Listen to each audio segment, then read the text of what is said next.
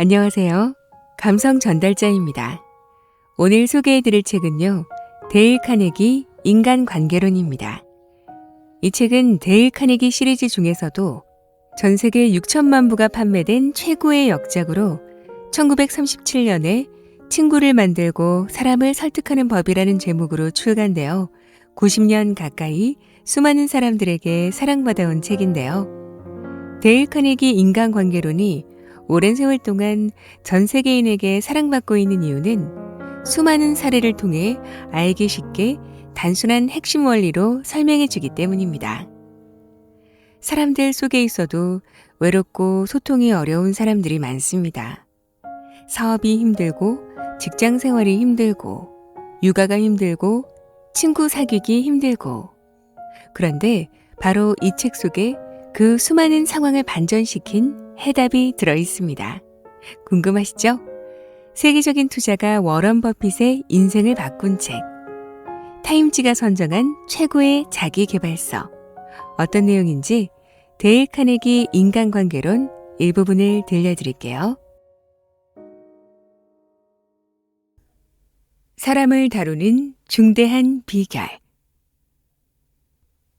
누군가가 어떤 일을 하도록 만드는 방법은 이 세상에 단 한 가지뿐이다. 당신은 그 방법에 대해 생각해 본 적이 있는가? 그렇다. 단 하나뿐이다. 상대가 그 일을 하고 싶도록 만드는 것이다. 반드시 기억하자. 그 외의 방법은 없다. 물론 상대방의 가슴에 권총을 들이밀면 시계를 풀어주도록 만들 수는 있다. 직원들에게 해고하겠다고 엄포를 놓고 감시하면 협력을 이끌어낼 수 있다. 아이들을 때리거나 위협하여 당신이 원하는 일을 하게 할 수도 있다. 하지만 이렇게 강압적인 방법은 반발을 사게 마련이다. 누군가에게 어떤 일을 하도록 만들 수 있는 유일한 방법은 상대가 원하는 것을 제공하는 것이다. 그렇다면 당신이 원하는 것은 무엇인가? 지그문트 프로이트는 우리들의 모든 행동이 두 가지 동기, 성적 충동과 위대해지고 싶은 욕망에서 비롯된다고 말했다. 미국의 가장 저명한 철학자인 존 듀이는 이를 약간 다르게 표현했다. 듀이 박사는 인간의 본성 중에서도 가장 깊숙이 내재하고 있는 욕구가 중요한 인물이 되고자 하는 욕망이라고 말했다. 중요한 인물이 되고자 하는 욕망이라는 문구를 기억해 두자. 이 말은 정말 중요하다. 당신은 무엇을 원하는가? 많은 것을 원하지는 않아도 적어도 몇 가지 정도는 바랄 것이다. 부정할 수 없는 강한 욕구로 말이다. 대부분의 사람이 공통적으로 원하는 것은 다음과 같다. 건강과 장수, 음식, 잠, 돈과 돈으로 살 수 있는 것들, 내세에서의 삶, 성적인 만족감, 자녀의 행복, 자존감. 이러한 욕구들은 대개 충족이 되지만 한 가지 예외가 있다. 바로 프로이트가 말한 위대해지고 싶은 욕망이며 듀이 박사가 말한 중요한 인물이 되고자 하는 욕망이다. 이것은 음식이나 수면욕처럼 절실하지만 좀처럼 만족되지 않는다. 링컨은 언젠가 이런 말을 편지에 썼다. 모든 사람은 칭찬을 좋아한다. 윌리엄 제임스는 이렇게 말했다. 인간의 본성에서 가장 심오한 원칙은 타인에게 인정받고자 하는 갈망이다. 여기서 그가 인정받고자 하는 소망이라든가 욕구, 희망이라는 단어를 쓰지 않고 갈망이라고 말했다는 사실을 기억해야 한다. 이 욕구는 인간의 마음을 끊임없이 뒤흔들어 놓는 타는 듯한 갈증으로 존재한다. 이러한 마음속의 갈증을 충분히 해결해 줄 수 있는 사람은 드물다. 그리고 이런 사람이 바로 다른 사람들을 자신의 손바닥 위에 놓을 수 있는 인물인 것이다. 장의사조차도 그의 죽음을 안타까워할 인물 말이다. 몇 년 전에 집을 나간 주부들에 대한 연구를 했었다. 당신은 주부들이 집을 나간 주된 이유가 무엇이라고 생각하는가? 그것은 다름 아닌 칭찬 부족이었다. 만약 집을 나간 남편에 대한 연구를 하더라도 똑같은 결과가 나올 것이라고 나는 장담한다. 우리는 배우자들에게 감사의 마음을 표현하지 않는 것을 너무나 당연하게 여긴다. 우리 강좌의 수강생 중 한 명이 부인의 요청에 대해 말했다. 그의 부인은 교회에서 진행 중인 자아개발 프로그램에 참여하고 있었다. 그녀는 남편에게 자신이 보다 나은 가정주부가 되는데 도움이 된다고 생각하는 6가지 항목을 적어달라고 부탁했다고 한다. 그는 강좌에서 이렇게 발표했다. 저는 그런 부탁을 받고 깜짝 놀랐습니다. 솔직히 아내가 고쳐주었으면 하고 바라는 6가지 항목을 적는 일은 꽤 쉬웠습니다. 하지만 아내 역시 제게 바라는 일이 수천 가지는 될 거라는 생각이 들더군요. 그래서 전 이렇게 말했죠. 생각해보고 내일 아침에 줄이다. 다음 날 아침 저는 일찍 일어나서 꽃집에 전화를 걸었습니다. 그리고 이런 메모와 함께 장미꽃 6송이를 아내에게 보내달라고 했습니다. 당신이 고쳐주었으면 하고 바라는 6가지를 생각해낼 수가 없었소. 나는 지금 그대로의 당신을 사랑하오. 그날 저녁 집에 도착했을 때 문 앞에 나와 날 맞아준 사람이 누구인 줄 아십니까? 맞아요. 제 아내였어요. 그녀는 그렁그렁 눈물을 머금은 채 미소를 짓고 있었죠. 다음 일요일 교회에서 아내가 과제의 결과를 보고하자 함께 프로그램에 참여 중이던 몇몇 여성이 저를 찾아와서 말하더군요. 그건 제가 들었던 것 중에서 가장 사려 깊은 대답이었어요. 그때 전 칭찬의 위력을 깨닫게 되었답니다. 우리는 자녀와 친구, 직원들에게 육체의 영양분을 주지만 자존심에는 거의 영양분을 주지 않는다. 우리는 쉽게 로스트 비프와 감자로 그들에게 에너지를 공급하지만 새벽 별이 만들어내는 음악처럼 수년 동안 기억 속에서 울릴 다정한 칭찬의 말을 건네는 데는 매우 인색하다. 폴 하비는 남은 이야기라는 라디오 프로그램에서 진실한 칭찬이 한 사람의 인생을 어떻게 변화시킬 수 있는지에 대한 일화를 전해주었다. 몇 년 전에 디트로이트의 한 교사가 스티비 모리스에게 교실에서 없어진 쥐를 잡아달라고 부탁했다. 이 여교사는 스티비가 여느 학생들과는 다른 귀를 가졌다는 사실을 알고 있었다. 신은 스티비에게 보이지 않는 눈을 대신해 뛰어난 청각을 주었다. 그러나 스티비가 이 뛰어난 재능을 인정받고 칭찬을 받은 것은 그때가 처음이었다. 몇 년 후, 그는 이 칭찬이 새로운 인생의 시작이 되었다고 말했다. 스티비는 자신의 청각적인 재능을 개발해서 스티비 원더라는 이름의 1970년대 최고의 팝 가수이자 작곡가가 되었다. 이 글을 읽는 독자들 중에는 이렇게 반론하는 사람도 있을 것이다. 뭐라고? 아첨을 하라고? 입에 발린 소리를 하라고? 그따위 짓들은 나도 다 해봤지만 효과가 없었어. 특히 지성적인 인간들에게는 말이야. 물론 분별력 있는 사람들에게 아첨은 소용없는 짓이다. 단지 상대에게 잘 보이기 위한 칭찬은 얄팍하고 이기적이며 진실하지 않은 아첨이기 때문이다. 그러니 실패하는 게 당연하고 거의 그러게 마련이다. 그러나 사실 많은 사람이 칭찬에 너무 굶주려 있으며 목말라하고 있다. 그러므로 굶주린 사람이 풀이나 지렁이까지도 먹어버리듯 아무 것이나 꿀꺽 삼켜버리는 것이다. 심지어 빅토리아 여왕도 아첨에 흔들렸다. 벤자민 디즈렐리 수상은 여왕을 대할 때마다 굉장한 아첨을 했다고 고백했다. 그가 한 말을 빌면 흙손으로 펴 바르듯이 말이다. 하지만 디즈렐리 수상은 대영 제국을 다스렸던 세련되고 능숙하며 재치 있는 인물 중 하나였다. 그는 사교의 천재였다. 그가 효과를 본 방법은 당신이나 내게도 효과가 있을 것이다. 장기적으로 보면 아첨은 좋은 면보다는 안 좋은 점이 더 많다. 아첨은 꾸며낸 것이고 위조 지폐와 같아서 별 생각 없이 건넸다가 큰 곤경에 빠질 수도 있다. 칭찬과 아첨의 차이점은 무엇일까? 답은 간단하다. 칭찬은 진실하지만 아첨은 그렇지 않다. 칭찬은 가슴에서 우러나오지만 아첨은 그저 입에 발린 소리일 뿐이다. 칭찬은 이기적이지 않지만 아첨은 이기적이다. 칭찬은 누구나 좋아하지만 아첨은 누구나 비난하게 마련이다. 인간은 특정 문제에 정신이 쏠려 있지 않은 한 거의 95% 시간을 자신에 대해 생각하면서 보낸다. 지금부터라도 자신에 대한 생각을 잠시 멈추고 타인의 장점에 대해 생각하기 시작한다면 쓸데없는 아첨을 꾸며내느라 고심할 필요가 없다. 칭찬은 일상사에 존재하고 있는 미덕 중에서 가장 무시되기 쉬운 것이다. 어찌된 일인지 우리는 자녀들이 학교에서 좋은 성적을 받아왔을 때 칭찬을 소홀히 한다. 또한 아이들이 처음으로 케이크를 만들거나 새 집을 지었을 때 격려하는 것을 잊어버린다. 아이들에게는 부모가 관심을 가져주고 인정해주는 것보다 더 기쁜 일은 없는데도 말이다.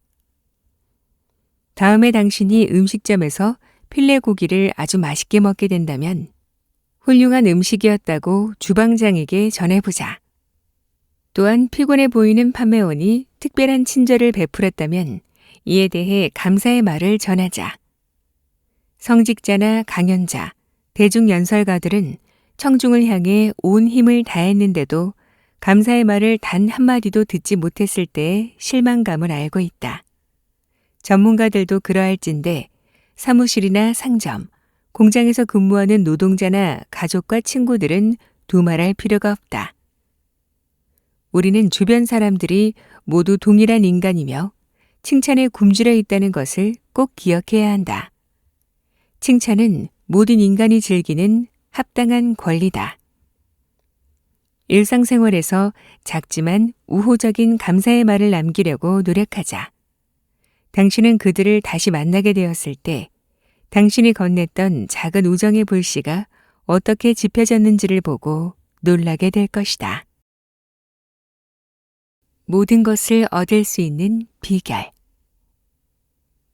왜 우리가 원하는 바에 대해 이야기하는가? 이러한 이야기는 너무 유치할 수도 있다. 물론 당신은 당신이 원하는 것에 관심을 가진다. 당신은 영원히 그것에 관심을 기울일 것이다. 하지만 다른 사람들이 원하는 바는 당신과 똑같지 않다. 당신을 제외한 그 외의 사람들도 모두 당신처럼 자신이 원하는 것에 관심을 가진다. 그러므로 이 지구상에서 다른 사람들을 움직이는 유일한 방법은 상대가 원하는 것에 대해 이야기하고 이를 어떻게 얻을 수 있는지 보여주는 것이다. 당신이 내일 누군가에게 무슨 일을 시키려고 할 때 이 점을 꼭 기억하라. 자녀가 담배를 피우지 않기를 바란다면 아이들을 타이르려고 하지 말라. 그리고 당신이 원하는 것에 대해서도 이야기하지 말라. 단지 담배로 인해 아이들이 농구팀에 가입하지 못하거나 100m 달리기에서 질 수도 있음을 말해줘라. 당신이 아이들을 대할 때나 소나 침팬지를 다룰 때도 이 점을 명심하는 것이 좋다. 예를 하나 들어보자. 랄프 waldo 에머슨과 그의 아들은 송아지 한 마리를 외양간에 몰아넣으려고 애를 쓰고 있었다. 하지만 이 부자는 그들이 원하는 것만 생각하는 평범한 실수를 범하고 있었다. 에머슨은 밀고 아들은 끌어당겼다.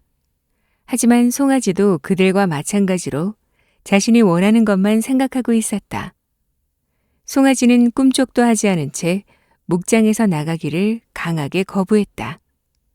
그때 아일랜드 출신의 가정부가 그 상황을 목격했다. 그녀는 에세이나 책을 쓸 수는 없었지만 가축을 다루는 데 있어서는 에머슨보다 한 수 위였다. 그녀는 송아지가 무엇을 원하는지 생각해 보았다. 그리고는 송아지의 입에 자기의 손가락을 집어넣고 송아지가 빨도록 하면서 외양간으로 쉽게 끌고 갔다. 태어난 그날부터 지금까지 해온 모든 행동은 당신이 무언가를 원했기 때문에 가능했다. 해리 A. 오버스트리트는 인간의 행위를 지배하는 힘이라는 저서를 통해 이렇게 말했다. 인간의 행동은 마음속에 깊숙이 내재되어 있는 욕구로 인해 생긴다. 그러므로 회사나 가정에서 혹은 학교나 정치판에서 누군가를 설득하기 위한 최상의 방법은 이렇다. 상대방에게서 하고 싶은 욕구를 불러일으켜라. 이것을 할 수 있는 사람은 온 세상을 얻을 수 있다. 이것을 할 수 없는 사람은 외로운 길을 걷게 될 것이다. 앤드류 카네기는 가난에 찌든 스코틀랜드 출신으로 시급 2센트를 받고 일을 시작했지만 결국 3억 6,500만 달러를 사회에 환원한 인물이 되었다. 그는 젊은 시절에 사람들을 움직이는 유일한 방법은 상대가 원하는 방식대로 이야기하는 것이라는 진실을 터득했다. 학교라고는 고작 4년밖에 다니지 못했지만 그는 사람을 다루는 법을 깨우친 것이다. 일화를 하나 들어보겠다. 카네기의 형수는 예일대에 다니는 두 아들 때문에 늘 노심초사하고 있었다. 아이들은 자기들 일에 너무 바빠서 집안일에는 소홀했고 엄마의 걱정 어린 편지에도 신경을 쓰지 않았다. 카네기는 답장을 써달라는 부탁을 하지 않고도 답장을 받을 수 있는 $100 내기를 하자고 제안했다. 누군가가 내기에 응했고 그는 조카들에게 이런저런 잡담을 쓴 편지를 보냈다.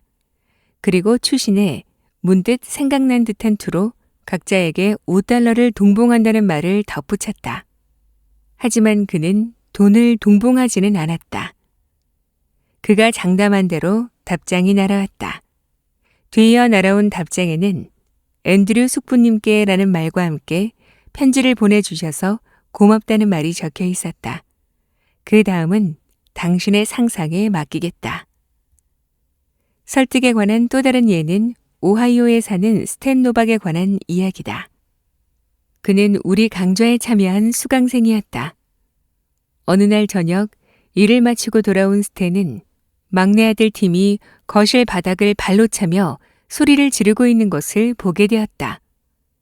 다음 날이 팀의 유치원 등교 첫날이었는데 가지 않겠다며 떼를 쓰고 있었던 것이다.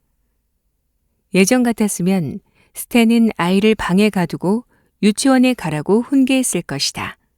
다른 방법은 없었다.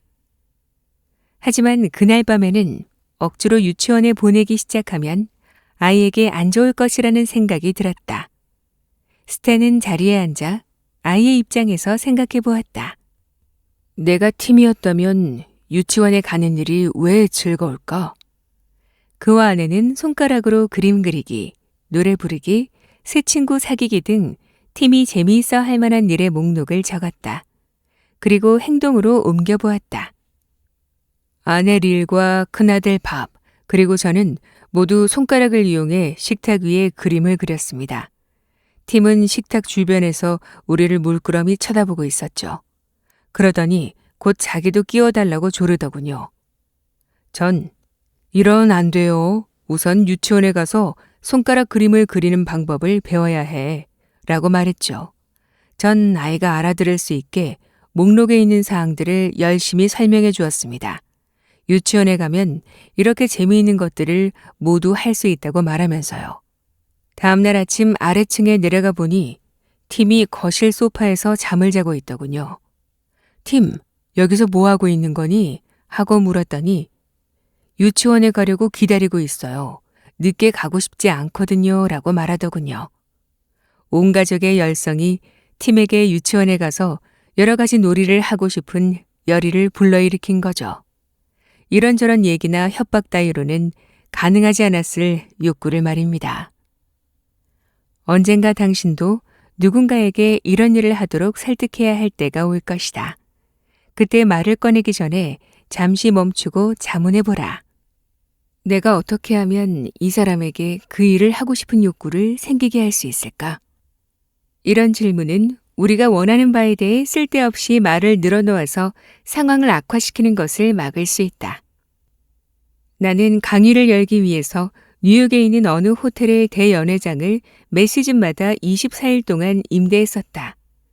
그런데 한 번은 임대 비용을 전보다 3배 이상 지불해야 한다는 통지가 날아왔다. 이 소식을 들었을 때는 강연회의 티켓이 모두 인쇄되어 배부가 끝나고 공지도 마친 후였다. 당연히 나는 인상분을 지불하고 싶지 않았다. 하지만 이제 와서 내가 원하는 바를 호텔에 알려봤자 무슨 소용이 있겠는가. 그들은 자신이 원하는 것에만 관심을 두고 있으니 말이다. 그래서 나는 며칠 후에 지배인을 만나러 갔다. 호텔 측 편지를 받고 약간 놀랐습니다. 잠깐 숨을 고른 뒤 나는 말을 이었다. 하지만 그쪽을 탓하지는 않습니다. 제가 당신 입장이었더라도 아마 비슷한 편지를 보냈을 테니까요. 지배인으로서 당신의 임무는 가능하면 최대의 수익을 올리는 겁니다. 그렇지 않으면 해고를 당하는 것이 당연하니까 말이죠. 자, 당신이 굳이 임대료를 올려야겠다면 당신에게 발생할 이익과 손실에 대해서 한번 생각해 봅시다. 나는 편지지를 한 장 꺼내서 반으로 접은 다음 한쪽에는 이익, 그리고 다른 한쪽에는 손실이라고 적었다. 그리고 이익이라는 글자 밑에 이렇게 적었다. 대연회장 비었음. 나는 다시 말을 이었다. 당신은 대연회장이 비었으니 댄스나 회의를 위한 장소로 빌려줄 수 있어 이익을 얻을 것입니다. 아주 큰 이익이죠. 몇 차례의 강연에서 벌 수 있는 것보다는 훨씬 큰 수익을 낳을 테니까요. 제가 20일 동안 대연회장을 쓰면 당신은 그만큼 수익성 있는 사업에 손실을 보게 되죠. 자, 그렇다면 손실을 따져봅시다. 첫째, 내게서 나올 수입이 줄어들게 됩니다. 사실 완전히 없어진다고 봐야 합니다. 호텔 측에서 요구한 임대료를 지불할 수가 없으니까요. 저는 어쩔 수 없이 강연회를 다른 장소에서 열게 될 것입니다. 여기에 당신에게 미치는 또 하나의 손실이 있습니다. 이 강좌를 듣기 위해 이 호텔을 찾게 될 수많은 지식인과 문화인들이 있습니다. 이거야말로 이 호텔을 홍보할 수 있는 좋은 기회가 아닐까요? 사실 $5,000를 들여 신문에 광고를 내더라도 이 강좌에 몰려올 만큼 많은 사람을 호텔로 불러올 수는 없습니다. 그렇다면 이 강연회를 여는 것이 호텔로서도 굉장한 이익이 아니겠습니까? 이야기를 하면서 나는 손실면에 2가지를 적어 놓았다. 그리고 지배인에게 종이를 건네며 말했다. 당신에게 발생할 이익과 손실면을 신중하게 고려해서 최종 결과를 알려주십시오. 다음 날, 나는 임대 비용을 50% 올리겠다는 지배인의 편지를 받았다. 이 일화에서 내가 원하는 것에 대해서는 단 한마디 말도 없이 임대 비용을 삭감할 수 있었다는 사실을 염두에 두자. 나는 언제나 상대가 원하는 것과 이를 얻는 법에 대해서만 이야기한다. 내가 다른 사람들처럼 일반적으로 행동했다고 생각해보자. 사무실로 득달같이 달려가서는 마구 소리를 질렀다고 상상해보자. 티켓 인쇄도 모두 끝났고 고지도 이미 나갔다는 것을 알면서 임대료를 300%나 올린다니 이게 무슨 황당한 경우입니까? 난 절대로 낼 수 없습니다. 이렇게 행동했다면 무슨 일이 발생했을까? 보나마나 논쟁에 불이 붙었을 것이다. 물론 논쟁이라는 것이 어떻게 끝나는지도 당신은 가히 짐작할 것이다. 내가 그의 잘못을 밝혀냈더라도 그는 자존심 때문에 뒤로 물러서지 않고 자신의 입장을 고수했을 것이다. 여기 헨리 포드가 전하는 처사술에 대한 최고의 충고가 있다. 성공의 비결은 상대방의 관점에서 상황을 파악하고 상대방의 각도에서 사물을 볼 수 있는 능력에 달려 있다. 열의를 불러일으키는 법칙을 통해 모든 사람이 원하는 것을 얻을 수 있었던 또 하나의 예를 들어보겠다. 이것은 로드아일랜드에 사는 쉘 석유 회사의 지역 판매원 마이클 E. 위든에 관한 이야기다. 마이크는 자신이 담당하고 있는 구역에서 최고 판매왕이 되고 싶었다. 하지만 구역 안에 있는 주유소 하나가 그의 뜻대로 되질 않았다. 그곳은 한 노인이 운영하고 있었는데 이 노인은 주유소의 청결 문제에 대해서는 전혀 개의치 않는 사람이었다. 주유소가 너무 지저분했기 때문에 판매는 눈에 띄게 줄어들고 있었다. 이 노인은 주유소를 개선하라는 마이크의 요청 따위는 귀담아 듣지 않았다.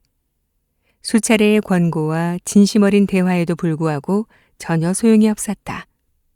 마이크는 이 노인을 자신이 담당하고 있는 구역에서 새로 문을 연 쉘 주유소로 초대했다. 노인은 새 주유소의 시설에 무척 강한 인상을 받아 변화했다. 노인의 주유소를 찾았을 때 주유소는 말끔히 청소되어 있었고 판매량도 증가한 상태였다. 이로써 마이크는 해당 구역에서 최고의 판매원이 될 수 있었다. 노인에게 말이나 토론 등은 모두 소용이 없었다. 그러나 최신식 주유소를 보여줌으로써 노인의 열의를 불러일으켰고 마이크는 목표를 달성하게 된 것이다. 이는 둘 모두에게 이익이 되는 일이었다. 저자가 주관하는 훈련 과정에 참여한 한 수강생은 어린 아들에 대해 걱정이 많았다. 아이는 체중 미달인데도 음식을 제대로 먹으려 하지 않았다. 부모는 혼을 내거나 잔소리를 하는 등 일반적인 방법을 썼다. 엄마는 네가 이걸 좀 먹었으면 좋겠구나. 아빠는 네가 튼튼하게 자랐으면 좋겠다. 그러니 어서 많이 먹어라. 아이가 부모의 애원에 귀를 기울였을까? 아이는 당신이 모래사장의 모래알에 대해 가지는 관심 정도는 기울였을지도 모른다. 상식을 가지고 있는 사람이라면 3살짜리 아이가 30 중반인 아버지의 관점에 맞춰서 행동하길 바라지는 않을 것이다. 하지만 아버지는 자신의 관점에서만 얘기하고 있다. 어리석게도 말이다. 그는 마침내 이것을 깨달았다. 그래서 스스로에게 물어보았다. 아이가 원하는 것이 무엇일까? 아이가 원하는 것과 내가 원하는 바를 어떻게 묶을 수 있을까? 아버지가 이렇게 생각하는 것은 쉬웠다. 아이에게는 3발 자전거가 하나 있었다. 아이는 브루클린에 있는 집 앞 도로를 자전거로 오르내리는 것을 무척 좋아했다.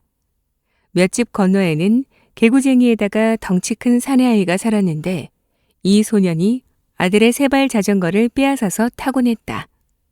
당연히 왜소한 아들은 소리를 지르면서 엄마에게 달려왔고 아내는 밖으로 나가서 그 사내아이한테서 자전거를 빼앗아 아들에게 되돌려 주었다.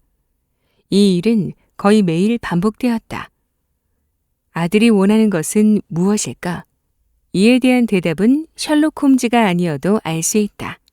자존감을 위해 필요한 자부심, 분노, 소원 등의 강렬한 감정들은 아이에게 복수를 하고 덩치 큰 녀석의 코를 납작하게 만들라고 부추겼다.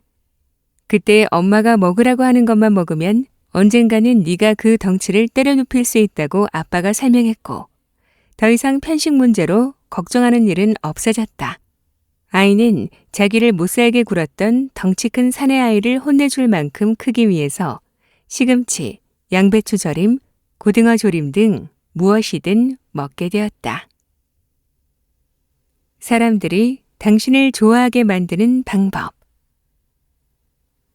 나는 뉴욕의 33번가와 8번가가 만나는 지점에 있는 우체국에서 등기 소포를 붙이기 위해 줄을 서 있었다.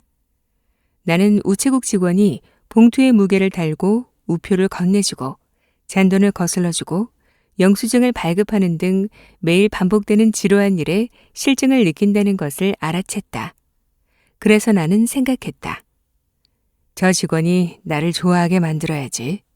좋아하게 만들려면 분명히 나에 관한 것이 아닌 그에 대해 뭔가 좋은 말을 해줘야 할 텐데. 내가 그에게서 진정으로 감탄할 만한 게 뭐가 있을까? 이 질문은 때론 대답하기가 참 어렵다. 특히 낯선 사람에게 적용할 때는 더욱 그러하다. 하지만 이번 경우에는 쉬웠다. 나는 몹시 감탄할 만한 것을 금세 찾아냈다. 내가 건넨 봉투의 무게를 그가 달아보는 동안 나는 감탄하며 말했다. 머리카락이 정말 부럽네요. 다소 놀란 듯이 고개를 든 그의 얼굴에는 미소가 번져 있었다. 글쎄요, 옛날만큼 좋지는 않아요. 그는 겸손히 말했다. 나는 타고난 빛깔이 약간 바랬더라도 머리칼이 여전히 근사하다고 다시 한번 말했다. 그는 무척 기뻐했다. 간단한 대화를 즐겁게 나누고 나서 그가 마지막으로 한 말은 다음과 같았다. 많은 사람이 제 머리칼을 보고 감탄하죠. 그 직원은 그날 바깥 공기를 쐬며 점심을 먹으러 나갔을 것이다. 아마 집에 가서는 부인에게 그 일에 대해 말했을 것이다. 또한 거울 속에 자신을 바라보며 중얼거렸으리라. 정말 멋있는 머리카락이야. 언젠가 사람들 앞에서 이 이야기를 했더니 나중에 한 남자가 내게 물었다. 그에게서 무엇을 원하셨던 겁니까? 그에게서 뭘 원했느냐고? 내가 그에게서 뭘 얻어내려고 그랬냐고? 상대방에게서 아무런 대가도 바라지 않은 채 약간의 행복을 퍼뜨리고 정직한 칭찬 몇 마디를 건넬 수 없을 정도로 인간이 이기적이라면, 그리고 우리의 영혼이 사막처럼 삭막하다면 인간에게 닥치는 불행은 너무나 당연한 것이다. 아, 그렇다. 나는 그 사람에게서 무언가를 원했다. 값으로 따질 수 없는 무엇인가를 원했다. 그리고 나는 그것을 얻었다. 상대방에게서 아무런 보상을 받지 않고도 그에게 무엇인가를 해주었다는 느낌을 얻었던 것이다. 이 느낌은 그 사건이 지나간 한참 후에도 나의 기억 속에 남아 맴돌 것이다. 아주 중요한 인간 행동의 법칙이 있다. 이 법칙을 따르면 우리가 공경에 빠질 일은 절대로 없다. 이 법칙만 따르면 수많은 친구와 영원한 행복을 나눌 것이다. 그러나 이 법칙을 어기는 바로 그 순간, 우리는 끝없는 곤경에 처하게 된다. 그 법칙은 이렇다. 상대방에게 그가 항상 중요한 사람이라는 생각이 들게 하라. 앞에서도 언급했듯이 존 듀이는 중요한 인물이 되고자 하는 욕망은 인간의 본성에 가장 깊이 내재되어 있는 욕구라고 말했다. 그리고 윌리엄 제임스도 말했다. 인간 본성의 가장 깊은 원칙은 인정받으려는 욕구다. 내가 이미 지적한 것처럼 이 욕구가 바로 인간을 동물과 구별되게 한다. 문명도 이 욕구로 인해 발달되었다. 철학자들은 수천 년 동안 인간관계의 법칙에 대해 사색해왔다. 이런 사색의 결과 한 가지 중요한 가르침을 깨달았다. 그 가르침은 새롭지 않으며 역사만큼이나 오랜 세월을 거쳐 전해왔다. 조로아스터는 2500년 전 페르시아에서 자신을 따르는 추종자들에게 이를 가르쳤다. 공자는 25세기 전에 중국에서 이를 전파했다. 도교의 시조인 노자는 한해 계곡에서 이 원칙을 가르쳤다. 부처는 기원전 500년에 겐지스강 기슭에서 이를 설법했다. 힌두교의 성서는 1000년 전에 이를 가르쳤다. 예수는 20세기 전에 유대의 바위산에서 이를 전했다. 예수는 이를 한 가지 사상으로 요약했는데, 이는 아마도 세상에서 가장 중요한 법칙일 것이다. 너희는 너희가 남에게서 바라는 대로 그대로 남에게 해주어라. 당신은 만나는 사람들에게 인정을 받고 싶어 한다. 당신의 작은 세계에서 중요한 존재라는 느낌을 원하는 것이다. 값싸고 위선적인 아첨은 듣고 싶지 않지만 진정으로 인정받기를 갈망한다. 찰스 슈바프의 말처럼 상대의 진가를 인정할 때는 진정으로, 칭찬을 할 때는 아낌없이 해주기를 원한다. 이는 우리 모두의 바람이다. 그러니 이 황금률에 따르자. 남에게서 바라는 대로 그대로 남에게 해주자. 어떻게, 언제, 어디에서 그래야 하느냐고? 대답은 항상 어디에서나이다. 누군가 상대에게 중요한 인물이라는 생각이 들게끔 만든다면 많은 개개인의 삶이 바뀔 수 있다. 캘리포니아에서 우리 강좌의 강사로 일하고 있는 로널드 제이 로랜드는 미술과 공예를 가르치는 선생님이기도 하다. 그는 기초 공예반에 있는 크리스라는 학생에 대해 편지를 보내왔다. 크리스는 자신감이 부족하며 매우 조용하고 수줍음을 많이 타는 소년이었습니다. 당연히 받아야 할 관심을 받지 못하곤 하는 학생이었죠. 저는 고급반도 가르치고 있었는데 이 반에 들어가는 학생은 약간의 우월감을 느낄 수 있었고 특별 대우를 받았습니다. 수요일에 크리스는 부지런히 작업을 하고 있더군요. 그 아이의 내면에 감춰진 열정이 느껴졌습니다. 그래서 크리스에게 고급반에 들어가고 싶은지 물어보았죠.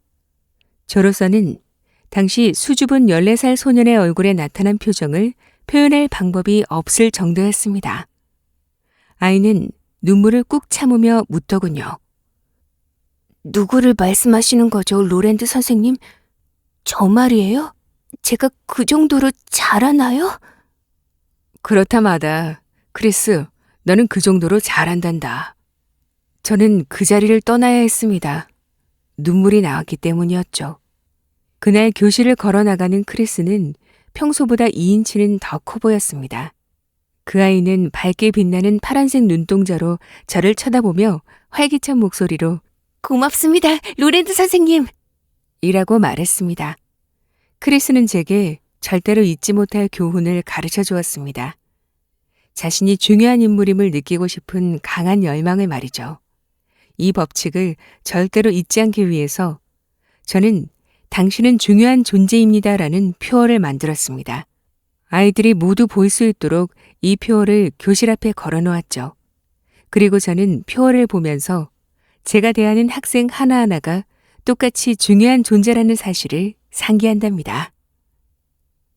당신이 만나는 사람들 거의가 어떤 식으로든 자신이 당신보다 나은 인물이라고 생각한다는 것은 부정할 수 없는 진실이다. 따라서 상대의 마음을 사로잡는 확실한 방법은 당신이 상대의 존재를 인정하고 있음을 은근히 내비치는 것이다. 에머슨이 한 말을 기억하라. 내가 만나는 모든 인간은 어떤 식으로든 나의 스승이다. 내가 상대에 대해 경험을 하게 되기 때문이다. 또 다른 예를 들어보겠다. 루이스 앤 발렌타인의 관리인인 도널드 M. 맥마흔은 뉴욕에서 묘목업자이자 정원사로 일하고 있다. 그가 겪은 일은 다음과 같다. 지난번에 열린 사람들을 내 편으로 만들고 움직이는 법 강좌에 참석한 직후 저는 유명한 법률가의 저택 조경을 맡았습니다. 집주인이 만병초와 진달래를 심을 위치에 대해 몇 가지 지시를 하러 왔습니다. 제가 판사님, 정말 좋은 취미를 가지고 계시군요. 댁에 있는 멋진 개를 보고 감탄했답니다. 매년 메디슨 스퀘어 가든에서 열리는 대회에서 우승을 자주 차지하시는 이유를 충분히 알겠군요. 라고 말했죠. 몇 마디도 안 되는 칭찬의 효과는 놀라웠습니다. 판사가 그렇죠. 제 개들 때문에 즐거운 일이 많죠. 사육장에 한번 가보시겠습니까? 라고 하더군요. 그는 거의 1시간 동안 자기가 기르는 개들과 대회에서 탄 상을 보여주었습니다. 혈통서까지 가져와서 이렇게 아름답고 똑똑한 개가 나오게 된 혈통에 대해서 설명해 주었죠. 그는 나를 보며 묻더군요. 나이 어린 자녀가 있습니까? 네, 아들이 하나 있죠. 그럼 아들은 강아지를 좋아합니까? 그럼요, 아주 좋아합니다. 좋습니다. 내가 강아지를 한 마리 주겠소. 그는 강아지 키우는 법에 대해 설명을 시작했죠. 그러다가 잠시 멈추더니 내가 말하는 걸 잊어버릴 수도 있으니 적어주리다 라며 집 안으로 들어가서 혈통서와 사육법을 타이핑해 왔습니다. 그리고 수백만 달러짜리 강아지 한 마리를 주었죠. 판사는 금쪽 같은 시간을 1시간 15분이나 할애했는데 제가 그의 취미와 업적에 대해 솔직한 존경의 뜻을 표현했기 때문입니다. 조지 이스트먼은 코닥 필름으로 유명하다. 그는 활동 사진을 가능하게 만든 투명 필름을 발명했으며 수억 달러에 달하는 재산을 모았다. 그리고 세상에서 가장 유명한 사업가 중 한 사람이 되었다. 하지만 이렇게 놀라운 업적에도 불구하고 그 역시 당신이나 나처럼 사소한 칭찬을 갈망했다. 일화를 하나 소개하겠다. 이스트먼이 로체스터에 이스트먼 음악학교와 킬보언 홀을 짓고 있을 때 뉴욕의 슈피리어 의자 회사의 사장인 제임스 아담스는 이 빌딩에 들어갈 극장 좌석을 납품하고 싶어 했다. 건물 건축가를 통해 아담스는 로체스터에서 이스트먼과의 면담 일정을 잡았다. 아담슨이 도착했을 때 건축가가 말했다. 납품을 원하신다는 걸 알고 있습니다. 그러니 말씀드리는 건데 조지 이스트먼 씨의 시간을 5분 이상 뺐으면 그럴 가망성이 전혀 없습니다. 그분은 꼼꼼한 원칙주의자이고 매우 바쁘십니다. 그러니 얘기를 빨리 끝내고 나오십시오. 아담스는 그의 말대로 하려고 마음먹었다. 그가 방으로 들어갔을 때 이스트먼은 책상 위에 쌓여있는 서류를 진지하게 들여다보고 있었다. 곧 이스트먼이 고개를 들고는 안경을 벗었다. 그는 건축가와 아담슨 쪽으로 걸어오며 말했다. 안녕하십니까. 무슨 일 때문에 오셨죠? 건축가가 서로를 인사시켰다. 그리고 아담슨이 곧 말을 꺼냈다. 이스트먼 씨를 기다리는 동안 사무실을 보며 감탄하고 있었습니다. 저도 이런 사무실에서 일을 해보고 싶군요. 실내 목공 사업을 하고 있지만 제 평생 이보다 더 아름다운 사무실은 보지 못했습니다. 당신은 내가 거의 잊어버릴 뻔했던 걸 새삼 상기시키는군요. 사무실이 정말 아름답죠? 처음 지었을 때는 저도 굉장히 좋아했답니다. 하지만 요즘은 머릿속에 생각할 게 너무 많아서 몇 주일 동안 방안을 제대로 둘러보지도 못했답니다. 아담스는 손으로 패널을 문질렀다. 이게 영국산 오크죠? 이탈리아산 오크와는 결이 약간 다르군요. 그렇습니다. 수입한 영국산 오크죠.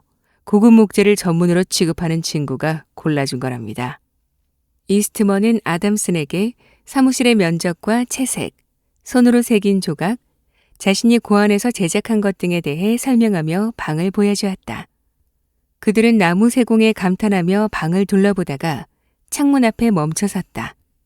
그리고 조지 이스트먼은 온화하고 부드러운 목소리로 자신이 공동체를 위해 하고 있는 사업들, 즉 로체스터 대학, 종합병원, 공제단체, 아동병원 등에 대한 이야기를 시작했다.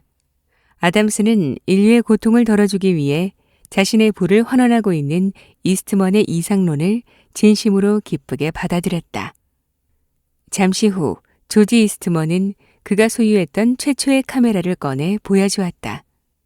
그것은 어느 영국인에게서 사들인 발명품이었다. 아담스는 그에게 사업을 시작할 때 겪었던 어려움에 대해 자세히 물었다. 이스트먼은 가난했던 어린 시절에 대해 꾸밈없이 이야기했다. 자신이 보험회사에 다니던 시절, 홀어머니가 어떻게 하숙집을 꾸려나갔는지, 가난의 공포가 매일 밤낮으로 그를 짓누른 일, 어머니가 일을 하지 않으셔도 될 정도로 돈을 많이 벌겠다고 결심한 일에 대해 말했다. 그가 사진에 대해 실험한 얘기를 할 때는 더 많은 질문을 해서 이야기를 끌어냈고, 아담스는 이스트먼의 얘기에 빠져 귀를 기울였다. 그는 하루 종일 사무실에서 일하고 밤을 새며 여러 약품을 실험한 얘기, 화학 실험 도중 잠깐씩 눈을 붙이거나 72시간 동안 옷도 갈아입지 않은 채 일하고 잠든 이야기들을 해주었다. 제임스 아담슨이 이스트먼의 사무실로 안내받은 시간은 10시 15분이었다. 그리고 5분 이상 시간을 끌면 안 된다는 경고를 받았었다. 하지만 1시간이 흘렀고 2시간이 지나갔다.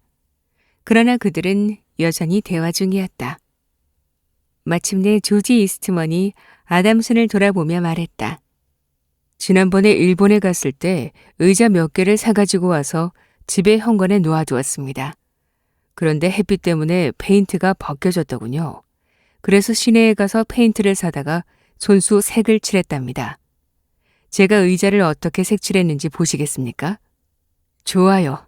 집에 가서 점심을 함께 하고 보여드리리다. 점심 식사를 마친 후 이스트먼은 아담슨에게 일본에서 사온 의자를 보여주었다. 몇 달러도 안 되는 거였지만 백만장자 조지 이스트먼은 자신이 손수 색을 칠했다는 이유로 의자를 무척 자랑스러워했다. 극장 좌석의 주문액은 9만 달러에 달했다. 당신은 제임스 아담슨과 다른 경쟁자들 중에서 누가 주문을 땄을 거라고 생각하는가? 이 일이 있은 후 이스트먼이 죽을 때까지 두 사람은 절친한 친구로 지냈다. 클로드 마레는 프랑스의 루앙에 있는 어느 레스토랑의 주인이다. 그는 이 원칙을 사용하여 레스토랑에서 중요한 직원을 잡아들 수 있었다. 이 여직원은 5년 동안 일을 하고 있었으며 마레와 21명의 직원들 사이를 이어주는 다리였다. 마레는 그녀의 사직을 알리는 등기 우편을 받고 깜짝 놀랐다. 마레는 이렇게 말했다. 저는 너무나 놀랐고 실망스럽기까지 했습니다. 저는 그녀에게 올바른 대우를 해주었고 그녀의 요구는 모두 들어주었다고 생각하고 있었기 때문입니다.